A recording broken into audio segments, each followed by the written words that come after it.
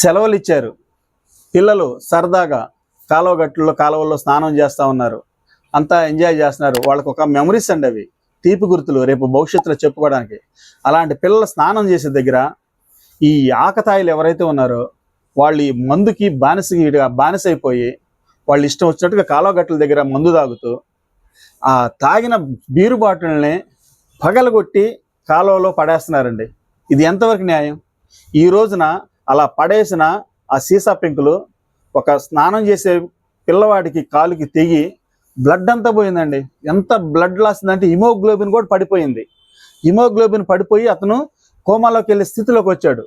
Blood దొరికింది కాబట్టి ఆ పిల్లవాడి పసి ప్రాణాలు దక్కినాయి. అది దాని ఎంత ప్రమాదం అండి! ఎంత తప్పు చేస్తున్నారు మీరు చెడిపోతున్నారు. సరే, పక్క వాళ్ళకు కూడా మీరు ఎందుకు ఈ ఇబ్బంది కలిగిస్తున్నారు, ప్రమాదాలకు గురి చేస్తున్నారు? ఇది మీరు గమనించరా? మీ యొక్క సంతోషమే చూసుకుంటారా? దయచేసి అర్థం చేసుకోండి. మీ అందరికీ నేను రిక్వెస్ట్ చేస్తున్నాను, మనస్ఫూర్తిగా మిమ్మల్ని కోరుకుంటున్నాను, ఇలాంటి పనులు మళ్ళీ చేయొద్దండి. ధన్యవాదాలు.